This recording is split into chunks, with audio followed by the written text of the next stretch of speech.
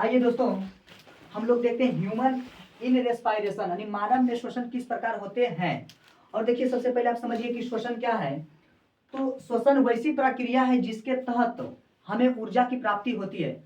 आप जानते हैं, जो भी भोजन आप खाते पीते हैं, या तो कार्बोहाइड्रेट खाते होंगे, या तो वसा खाते होंगे, या तो प्रोटीन खाते होंगे। तो ये तमाम प्रकार की चीज पूरी तरह से कंप्लीट जो होते हैं, ये छोटी आंत के इलियम वाले भाग में पचते हैं। और कार्बोहाइड्रेट पचकर ग्लूकोज बनते हैं, जबकि वसा पचकर बसीय अम्ल बनते हैं, और प्रोटीन पचकर एमिनो अम्ल बनते हैं। ठीक है। और ये तमाम चीज छोटी आंत में पूरी तरह से पचकर लगभग पानी के आकार के जैसा हो जाता है, यानी पानी की तरह हो जाता है, द्रव के फॉर्म में बदल जाता है। और इन्हीं का अवशोषण कोशिकाओं के द्वारा होता है और विसरण विधि द्वारा सभी सेल में चले जाते हैं। लेकिन सेल में पहुंचे हुए तमाम प्रकार की जो आप भोजन किए हैं वो गया है, वो किसी काम का नहीं है तब तक कि उसमें अगर उसमें मान लीजिए ऑक्सीजन नहीं पहुंचेगा तो वो किसी काम का नहीं है। ऑक्सीजन जाते हैं और पुनः भोजन के अणु को तोड़कर ऊर्जा बनाते हैं, कार्बन डाइऑक्साइड बनाते हैं और जल बनाते हैं। कार्बन डाइऑक्साइड जो है वो हमारे शरीर में किसी काम का नहीं है, इसीलिए हम उसके कार्बन डाइऑक्साइड को अवशेषी पदार्थ बोलते हैं। जबकि जल भी हमारे शरीर में लगभग किसी काम का नहीं है, लेकिन हम उन्हें अवशेषी पदार्थ नहीं बोलेंगे, क्योंकि जल किसी ना किसी काम आ जाते हैं और ऊर्जा तो हमें चाहिए ही चाहिए। और ऊर्जा जो बनते हैं वो 38 एटीपी में बनते हैं। देखिए, कोई जरूरी नहीं है दोस्तों कि 38 एटीपी में बनेगा, और कैसे कैसे क्या होगा। अगर ये देखना चाहते हैं तो आप पीछे वाला वीडियो को जरूर देखें, उसमें हम बता चुके हैं कि किस प्रकार कैसे कैसे 38 एटीपी पुड़ते हैं और कैसे कैसे पुड़ते हैं। ठीक है। और कितने भाग में श्वसन कंप्लीट होते हैं, ये तमाम प्रकार की बातें हम पिछले क्लास में बता चुके हैं। फिलहाल हम डायरेक्ट मानव श्वसन की बात करते हैं कि कहां से ऑक्सीजन अंदर जाते हैं और क्या क्या होते हैं। श्वसन मतलब होता है, देखिए श्वसन जो होते हैं, एक एक्सटर्नल श्वसन होते हैं, एक इंटरनल श्वसन होते हैं। एक्सटर्नल श्वसन और इंटरनल श्वसन। एक्सटर्नल श्वसन किसे कहते हैं, तो सांस को अंदर लेना तथा छोड़ना एक्सटर्नल श्वसन कहलाता है। जबकि छोटे छोटे जीवों में बाहर से सांस नहीं लिया जाता है, क्योंकि उसमें सांस लेने के लिए कोई विशेष अंग नहीं होते हैं, इसलिए छोटे छोटे जीवों में इंटरनल श्वसन ही होते हैं, इंटरनल रेस्पायरेशन ही होते हैं। जबकि मानव की बात कीजिए, या बड़े बड़े जीव की बात कीजिए, या पेड़ पौधा की बात कीजिए, तो एक्सटर्नल श्वसन होते हैं। और हम लोग पौधा में भी जान चुके हैं कि किस प्रकार श्वसन होते हैं। पौधा के हर एक भाग में अलग अलग जगह से श्वसन होते हैं, कहां से क्या होता है ये बात हम बता चुके हैं। फिलहाल देखिए मानव में, आइए आप जानते हैं दोस्तों कि मानव में जो सांस जो है, जो गैस है, देखिए सांस लेना, अंदर लेना मतलब ये मत समझिए कि ऑक्सीजन डायरेक्ट जाएगा, क्योंकि आप जानते हैं वातावरण में बहुत सारा गैस जो है मिली हुई अवस्था में है, मिश्रित अवस्था में है। तो जब हम सांस लेते हैं तो बहुत सारा गैस अंदर जाता है और ये नाक के द्वारा अंदर जाता है। ये जो नाक है दोस्तों, जिसको हम लोग नजल बोलते हैं, वो उसमें 2 छिद्र होते हैं। कितने छिद्र होते हैं? नजल में 2 छिद्र होते हैं, और दोनों छिद्र के बीच अच्छा, नजल जो होते हैं, नजल मतलब 2 छिद्र, और ये आगे जाके नजल चेंबर में बढ़ते हैं। नजल चेंबर, ये छिद्र को हम लोग बोल देंगे नजल, और ये नजल आगे जाके 2 चेंबर में बटेंगे, जिसका नाम है नजल चेंबर। ठीक है। और नजल चेंबर के बीच एक क्या होते हैं, नजल चेंबर के बीच जो होते हैं दोस्तों, नजल चेंबर के बीच एक उपास्थि होते हैं। उपास्थि क्या है, तो उपास्थि हड्डी का ही एक छोटा रूप है, लेकिन हड्डी बहुत मजबूत है, तो जिससे आप लपा नहीं सकते, जिसे आप तोड़ नहीं सकते हैं, लेकिन उपास्थि क्या है, तो उपास्थि जो है इसे आप लपा सकते हैं। आपका कान में क्या है, तो उपास्थि है। आपका कान में उपास्थि जिसे आप लपा सकते हैं। आपका नाक में क्या है, उपास्थि है। ठीक है। तो अब ध्यान दीजिए, हम छोटी छोटी बात कर ही देते हैं। मान लीजिए दोस्तों, ये आपका क्या है, ये आपका नाक वाला भाग है, पहला वाला भाग। ठीक है। जिसको हम लोग क्या बोलते हैं, नोस्ट्रिल्स बोलते हैं, नोस्ट्रिल। अब ये नोस्ट्रिल में क्या होते हैं कि नोस्ट्रिल में 2 छिद्र होते हैं। नोस्ट्रिल में कितने छिद्र होते हैं? नोस्ट्रिल में 2 छिद्र होते हैं। अब यही नोस्ट्रिल जो है बउआ, यही नोस्ट्रिल आगे जाके क्या बनते हैं, तो नजल चेंबर का निर्माण करते हैं। और ये नजल चेंबर जो होते हैं, ये 2 होते हैं। नजल चेंबर कितने होते हैं? 2 नजल चेंबर होते हैं। ठीक है। नजल चेंबर का अगला भाग का काम क्या है? नजल चेंबर यानी छिद्र के आगे वाला भाग, छिद्र के अंदर जब जाएंगे तो नजल चेंबर होंगे। नजल चेंबर में 2-3 काम होते हैं। पहला काम सुनिएगा, नजल चेंबर का अगला भाग का काम है दोस्तों, नजल चेंबर के अगला भाग में बाल होते हैं, नाक में क्या होते हैं, बाल, और उसका काम है, उसका काम है कचरा को अंदर जाने से रोकना, कचरा को अंदर जाने से रोकना। तथा नजल चेंबर के अगला ही भाग में लिक्विड यानी द्रव पदार्थ बहते रहते हैं, उसका काम है टेम्परेचर को कंट्रोल करके रखना। आप जानते हैं कि गर्मी के दिनों में हमारे वातावरण की टेम्परेचर बहुत अधिक बढ़ जाते हैं, और इतना टेम्परेचर हमारा फेफड़ा झेल सकता नहीं है। अगर इतना टेम्परेचर हमारे अंदर जाएंगे तो फेफड़ा जल जाएंगे। अर्थात तो टेम्परेचर को कम करने के लिए नजल चेंबर के अंदर एक लिक्विड पदार्थ बांटते हैं, और वही लिक्विड पदार्थ का काम क्या है दोस्तों, टेम्परेचर को क्या करना, कम करना। तो नजल चेंबर के आगे वाला भाग में दो काम होंगे।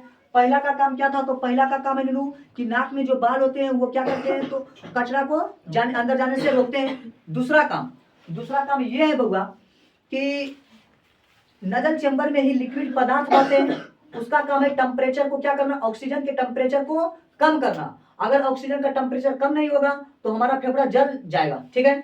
अब आइए नजल चेंबर के पिछला भाग, नजल चेंबर के पिछले भाग में क्या होते हैं, तो नजल चेंबर के पिछले भाग में तंत्रिका तंत्र जुड़े होते हैं। देखिए आप कोई पूछेगा कि तंत्रिका तंत्र क्या है, तो तंत्रिका तंत्र एक वैसा, मान लीजिए नस है जो हाइपोथैलेमस से यानी ब्रेन में एक पार्ट पाया जाता है जिसका नाम है हाइपोथैलेमस, वहां से सभी भाग में जुड़े होते हैं। आपको चोट लगा तो आपको कैसे पता चला, तो हाइपोथैलेमस या न्यूरॉन जिसको तंत्रिका तंत्र बोलते हैं, वही आपको इन्फॉर्म किया कहाँ, हाइपोथैलेमस को। क्लियर, हाइपोथैलेमस को ही अच्छा ध्यान दीजिए दोस्तों। तो जो तंत्रिका तंत्र ब्रेन से लेके हमारे शरीर के हर एक पार्ट में जुड़े होते हैं, हमारे शरीर के हर एक पार्टों से जुड़े होते हैं। और तंत्रिका तंत्र का काम है शरीर में हुए घटनाओं को, शरीर में जो भी घटना घटेगा उसको डायरेक्ट कहाँ इन्फॉर्म करना, ब्रेन को इन्फॉर्म करना। और ब्रेन के किस भाग को इन्फॉर्म करना, तो हाइपोथैलेमस को। आपको भूख लगा कैसे पता चलेगा, तो यही जो है तंत्रिका तंत्र इन्फॉर्म करेगा हाइपोथैलेमस को, और हाइपोथैलेमस आपको सूचना देगा कि आपको क्या लगा है, भूख लगा। तो हमारे नाक के पिछले चैम्बर में भी क्या जुड़े होते हैं, तंत्रिका तंत्र। आप अगर गली टोला से गुजर रहे हैं और बगल वाला के घर में मान लीजिए मछली बन रहा है तो सुगंध आएगा, तो सुगंध नाक तक आया, और नाक को ब्रेन में किसने दिया, तो तंत्रिका तंत्र। तो तंत्रिका तंत्र का काम है सुगंध को तथा दुर्गंध को ब्रेन तक पहुंचाना, ठीक है। अब यहाँ तक की काम कंप्लीट हो गया तो हम आगे बढ़ते हैं, और आगे देखिएगा। मान लीजिए दोस्तों एक तो भोजन वाला होते हैं पाइप और एक हवा वाला पाइप होते हैं, भोजन वाला पाइप और हवा वाला पाइप। भोजन वाला पाइप तथा हवा वाला पाइप शुरुआती में एक ही नली में आता है। हवा वाला पाइप तथा भोजन वाला पाइप यानी दोनों एक ही नली में आता है, जिसे हम लोग ग्राहनी बोलते हैं। क्या बोलते हैं, ग्राहनी बोलते हैं। क्लियर। आगे जाके ये ग्राहनी जो होते हैं बउआ, आगे जाके ग्राहनी दो पार्ट में बटे होते हैं, गुलेट नामक एक गुलेट नामक छिद्र होते हैं, एक ग्लोटिस नामक छिद्र होते हैं। फिर से सुनिएगा, ग्राहनी में भोजन तथा हवा दोनों आते हैं, ग्राहनी में भोजन तथा हवा दोनों आते हैं, और आगे चल के ये दो भाग में बढ़ जाते हैं। एक छिद्र का नाम है गुलेट और एक छिद्र का नाम क्या है, ग्लोटिस। गुलेट नामक छिद्र से होकर भोजन आगे जाएगा, और भोजन आगे जाने के बाद क्या क्या होगा वो तो हम पोषण वाला चैप्टर में हम कर ही चुके हैं। फिलहाल हमें देखना है कि ग्लोटिस नामक छिद्र से होकर क्या आएगा, हवा आएगा। ग्लोटिस नामक छिद्र से होकर क्या आएगा, और ग्लोटिस नामक छिद्र के ऊपर एक मसल्स संरचना होती है, पतला मांस की संरचना होती है, जिसे हम लोग इपोग्लोटिस कहते हैं। क्या कहते हैं, इपोग्लोटिस कहते हैं। इपोग्लोटिस बिल्कुल दोस्तों एक मांस की आकार की संरचना है। जब हम भोजन करते हैं तो क्या होता है, इपोग्लोटिस जो होता है ये यहाँ इस भाग में आके चिपक जाता है, भोजन इस रास्ता से होकर इधर चला जाता है, ठीक है। लेकिन जब हम हवा लेते हैं या जब हम श्वसन की क्रिया करते हैं तो क्या होता है, ये जो इपोग्लोटिस है, ये इपोग्लोटिस इस भाग में आके चिपक जाएगा, और हवा हम यहाँ से अंदर ले लेते हैं, और हम कुछ बोलना भी चाहते हैं तो हमें हवा की जरूरत पड़ता है। हम कुछ अगर बोलना चाहते हैं तो हमें हवा की जरूरत पड़ता है, और ये इपोग्लोटिस उस समय बोलने के क्रम में जब हम कुछ बोल रहे हैं, फिलहाल अभी हम बोल रहे हैं तो मेरा इपोग्लोटिस जो है ये बिल्कुल इधर चिपका हुआ है, भोजन वाला पाइप पर चिपका हुआ है। भोजन वाला पाइप को हम लोग ग्रास नली बोलते हैं, ग्रास नली। अब होता क्या है कि जब हम खाते हैं और बहुत सारे आदमी अगल बगल बैठे होते हैं तो हम बोलने का प्रयास भी करते हैं, यानी खाने वक्त ही हम बोलने का प्रयास करते हैं। तो हम खाना खा रहे हैं तो इपोग्लोटिस इधर है, लेकिन उसी समय अगर हम बोलने का प्रयास करेंगे तो इपोग्लोटिस इधर आ जाएगा। अर्थात हम एक ही समय में अगर दो काम करते हैं तो बेचारा इपोग्लोटिस जो है वो पूरी तरह से ना तो इधर जा पाता ना तो इधर जा पाता, अर्थात इपोग्लोटिस आके बीच में क्या होते हैं, चिपक जाते हैं। और जब एक ही समय में दोनों काम करते हैं तो इपोग्लोटिस जब बीच में आके चिपक जाते हैं तो भोजन इधर भी खुल गया पाइप, इधर भी खुल गया पाइप, अर्थात भोजन का जाना था इस नली में, लेकिन भोजन चला जाता है इस नली में। और भोजन जब एयर वाला पाइप में चला जाएगा तो हमें जोरदार छींक आती है, हमें जोरदार क्या आती है, छींक आती है। अर्थात इस ये छींक जो है बहुत खतरनाक होते हैं, इससे आपकी मौत भी हो सकती है। अगर छींक के कारण अगर आपका भोजन जो है आपका ब्रेन में चला गया तो आपकी मौत भी हो सकती है। और गांव टोला में आदमी कहते क्या है कि के आद कैल को रे, हाँ है ना, गांव टोला में बोलता है कि के आद कैल को रे, बसरते कहानी क्या आद किया कोई नहीं, हमें कोई याद नहीं किया, बल्कि हम किसी को याद किए, तब ना ऐसा हुआ जी, हम किसी को याद किए, हमें कोई याद। अगर खाने वक्त कोई व्यक्ति छींक रहा है तो समझ लेना कि वो किसी को याद कर रहा है, ना कि उसको कोई याद कर रहा है। क्लियर। और इस तरह से भोजन जब आप इस तरह से हवा रहे और ये जो है ये आगे आएगा तो ये आगे जो है एक लैरिक्स नामक एक बॉक्स लगे होते हैं, लैरिक्स नामक एक बॉक्स लगे होते हैं जिसे क्या कहते हैं, साउंड बॉक्स। क्या कहते हैं, साउंड। और यही जब ऑक्सीजन का प्रेशर पड़ता है, ऑक्सीजन का जब प्रेशर पड़ेगा तो वाइब्रेट होगा, और वाइब्रेट होने के बाद साउंड आगे बढ़ती है, और आगे जाके साउंड बढ़ती है, जो हम बोलना चाहते हैं यही वाइब्रेट होती है, वो साउंड बॉक्स में वाइब्रेट होती है और जाके आगे साउंड बढ़ती है। और यहाँ से जब पाइप आगे बढ़ती है, यहाँ से जब पाइप आगे बढ़ती है तो इसका नाम हो जाता है ट्रेकिया। इसका नाम हो जाता है ट्रेकिया। ट्रेकिया बिल्कुल दोस्तों, ट्रेकिया बिल्कुल बहुत पतली, बहुत ही पतला ट्रेकिया बहुत ही पतला मांसों का बना एक नली आकार की संरचना है। इतना पतला है दोस्तों, इतना पतला है कि ये हवा के प्रेशर को, ऑक्सीजन के प्रेशर को ये झेल नहीं सकता। अगर ऑक्सीजन पूरी तरह से इस पे आएगा तो ये पूरी तरह से ये फट जाएगा, पूरी तरह से ट्रेकिया कुछ हो जाएगा, फट जाएगा। इसीलिए खुदा ने इस पर बहुत अच्छी संरचना की है कि इसके ऊपर यानी ट्रेकिया के ऊपर अर्धवलय यानी पूरा रहेगा तो दोस्तों उसको वलय बोल देंगे, और आधा रहेगा तो अर्धवलय नामक उपास्थि की संरचना की है, जिसके ऊपर अर्धवलय नामक उपास्थि की संरचना कर दिया गया है, जो करता क्या है तो हवा के प्रेशर को कंट्रोल करने का काम करता है। तो अर्धवलय क्या है, तो अर्धवलय एक उपास्थि मास आकार की संरचना है जो उपास्थियों का बना है। ठीक है, यह हवा के प्रेशर को रोकने का काम करता, अर्थात ट्रेकिया को सुरक्षा प्रदान करने का काम करता।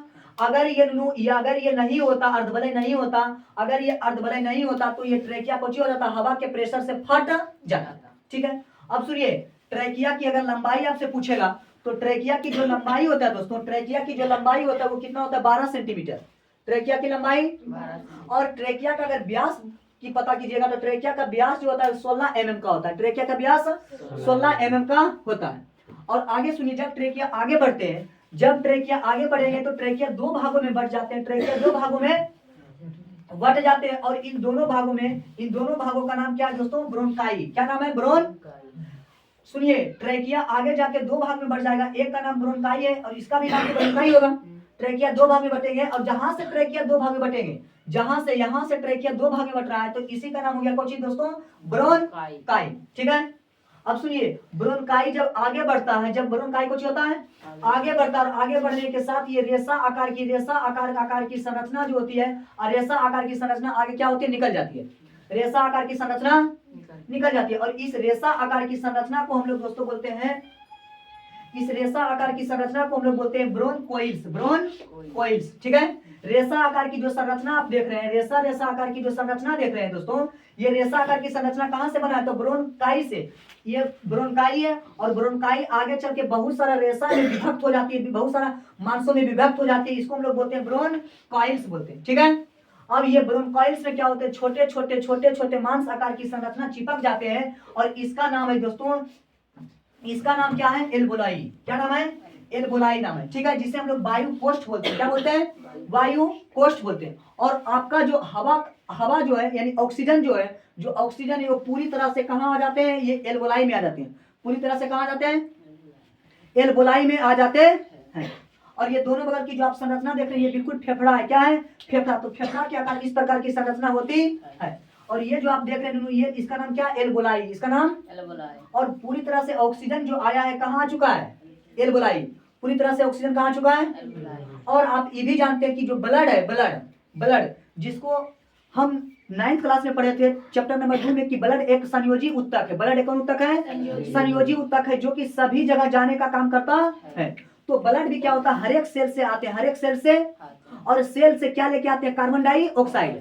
सेल से क्या लेके आते हैं, कार्बन डाइऑक्साइड। सेल से मान लीजिए दोस्तों, सेल से यहाँ पर CO2 पहुंच गया, ठीक है, यहाँ पर कुछ पहुंच गया, यहाँ पर मान लीजिए CO2 पहुंच गया, और इसमें क्या है O2, इसमें क्या है O2। तो O2 कहाँ से आया, वातावरण से, O2 कहाँ से आया, और ये CO2 कहाँ से आया, तो सेल से, कहाँ से आया, हमारे सेल से आया। और कौन लेकर आया, तो ब्लड, और ब्लड में कौन, तो हीमोग्लोबिन, ब्लड में हीमोग्लोबिन, हाँ ना, जिसको हम पढ़े भी थे कि ब्लड से जब कार्बन डाइऑक्साइड रिएक्शन कर लेगा तो कार्बोक्सी हीमोग्लोबिन बनाएगा, ठीक है ना। ठीक, अब ध्यान से सुनिएगा, वातावरण से जो ऑक्सीजन आते हैं, वातावरण से जो ऑक्सीजन आते हैं उसका प्रेशर, उसका जो प्रेशर होता है 114 से लेके 121 mmHg होता है। फिर से सुनिए, ब्लड से जो प्रेशर, जो वातावरण से ऑक्सीजन आए दोस्तों, जो वातावरण से ऑक्सीजन आए, और ऑक्सीजन आके कहाँ है बबुआ, एल्बोलाई में, और इसमें जो ऑक्सीजन आ चुके हैं इसका प्रेशर की बात कीजिएगा, इसका प्रेशर की बात कीजिएगा तो 114 से लेके 121 mmHg, 114 से लेके 121 mmHg। अब ये mmHg क्या है, तो mmHg एक यूनिट है, एक मात्रक है, किसका, यहाँ पर हम मान लीजिए प्रेशर का मात्रक मान रहे हैं, ठीक है। अब सुनिए, तो 114 से लेके 121 mmHg। वही अगर बात कीजिएगा कि कार्बन डाइऑक्साइड, जो कि कार्बन डाइऑक्साइड कहां से गया है, अच्छा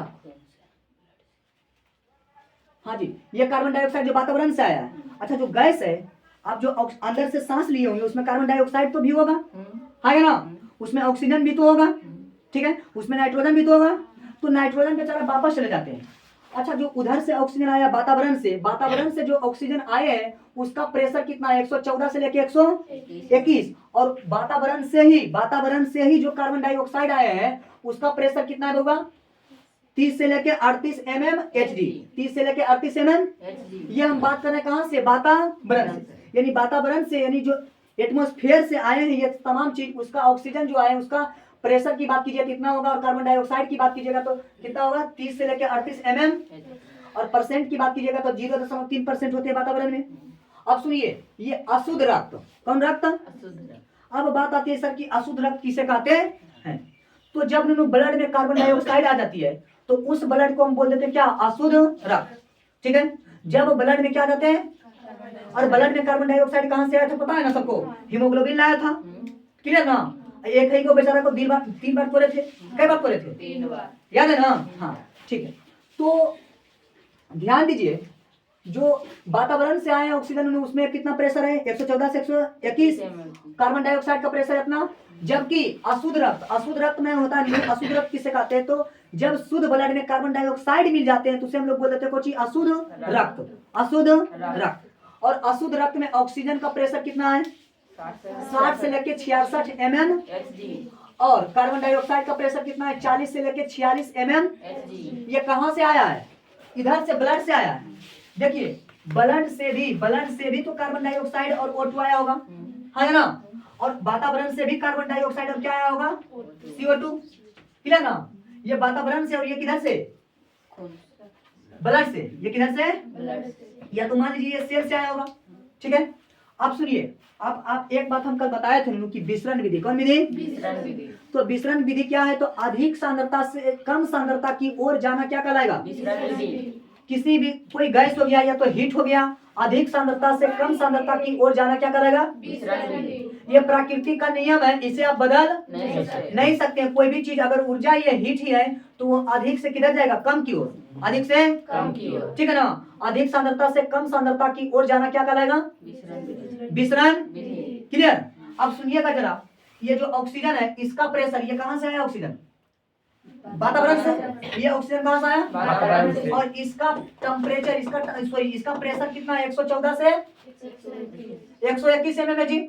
अब बताइए, और यहाँ जो ऑक्सीजन इधर से आया इसका प्रेशर कितना है, 30 mmHg, कितना है जी, अरे भाई कितना है 60 से लेके 66, 60 से लेके, यानी इसका प्रेशर की बात कीजिएगा तो 60 से लेके 66, जबकि इसका प्रेशर की बात कीजिएगा तो कितना 114 से लेके 100। अब आप ही लोग बताइएगा जरा सोच के कि ई वाला ऑक्सीजन इधर आएगा कि ई वाला ऑक्सीजन इधर जाएगा।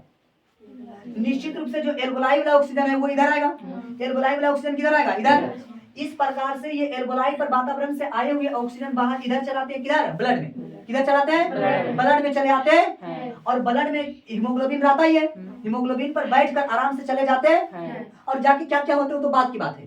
लेकिन और सुनिए, कार्बन डाइऑक्साइड, तो जो वातावरण से कार्बन डाइऑक्साइड आते हैं उसका प्रेशर कितना है, 30 से लेके, तो इसका ई अगर कार्बन डाइऑक्साइड है बगल, इसका प्रेशर कितना है, 30 से लेके, और जबकि इसका प्रेशर कितना है, 40 से लेके 46। अब बताइए ई इधर से इधर आएगा कि इधर से इधर जाएगा। तो आप समझ रहे होंगे कि ब्लड वाला जो कार्बन डाइऑक्साइड है उसका प्रेशर ज्यादा है किसके तुलना में, एल्बोलाई में जो कार्बन डाइऑक्साइड उसके तुलना में।